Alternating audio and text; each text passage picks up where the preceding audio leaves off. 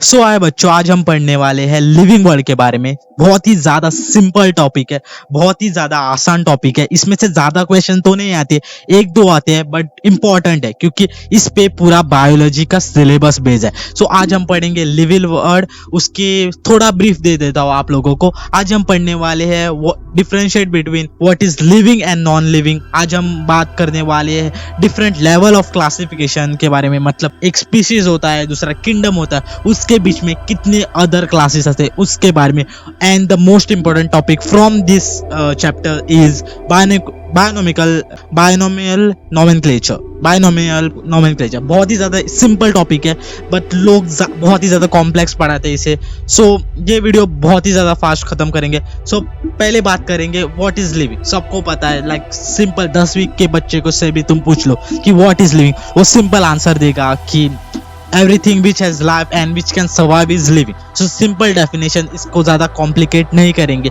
But different stages of living होते हैं। मतलब हम कैसे जाने कि वो इंसान या वो ऑर्गेनिज्म लिविंग है। So plants are living because they can exchange gases, so they are living. Human beings are living because उनके पास कॉन्शियसनेस है। सो वैसे बाकी के हम ग्रोथ को हैज अ लिविंग फैक्टर नहीं कहते, क्योंकि स्टोन्स जो बड़े बड़े माउंटेन्स होते हैं वो भी ग्रो होते हैं due to the slashes of air. जब बहुत सारे विंड्स या बहुत सारे स्टोन्स उन पे टकराती है, तब ग्लेशियर्स या बड़े बड़े माउंटेन्स उनकी साइज में इंक्रीज आता है। So we can't say it is a factor of living, मतलब ग्रोथ बढ़ना।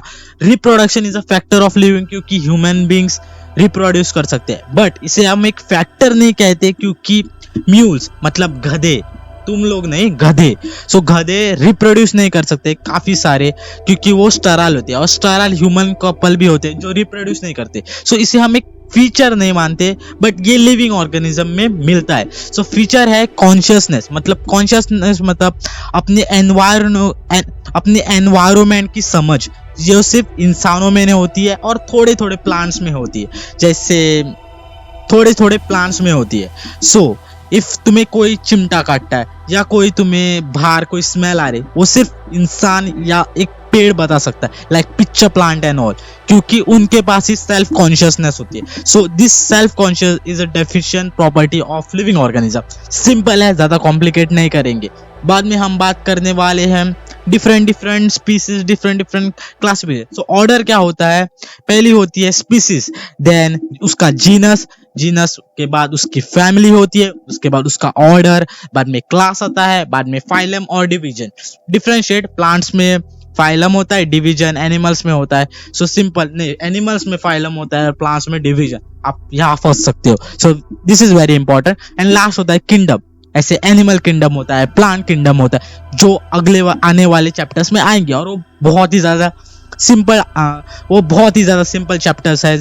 अगर आप इसे ठीक तरह से सुनते हो, सो इसे ठीक तरह से सुनो, और या this is get to go. So this are the organism. इस पे ज्यादा कॉम्प्लिकेट से बात नहीं करेंगे क्योंकि इतने क्वेश्चंस आते ही नहीं इस पे। सो इस पे ज्यादा कॉम्प्लिकेट मत करो, डायरेक्ट बोलो बायोनॉमिकल नोमेनक्लेचर। बायोनॉमिकल नोमेनक्लेचर सिंपल है, जिसमें तुम्हें एक जेनेरिक नेम होता है और स्पेसिफिक एपिटाइट होता है। जेनेरिक नेम पहले आता है, स्पेसिफिक एपिटाइट बाद में आता है, और वो लिखा जाता है लैटिन में। हमेशा याद रखना, इस पे बहुत सारे previous year question CBSE NEET में बने हुए हैं। सो इस पे बहुत ही ज्यादा फोकस करो इस पे।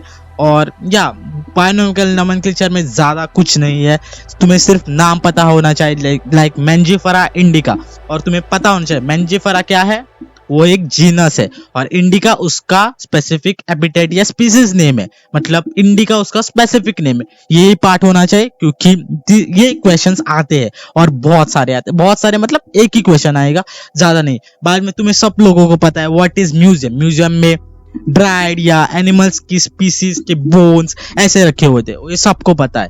और इस पे ज्यादा कुछ नहीं है। जोलॉजिकल पार्क जहां एनिमल्स को रखा जाता है, बॉटनिकल गार्डन्स जिसमें प्लांट्स को रखा जाता है, और एक होता है सीड बैंक जिसमें सीड कैप्ट होती है, जिसके बाद में हम ग्रो कर सकते हैं। इतना ही, ज्यादा कॉम्प्लिकेटेड चैप्टर नहीं है।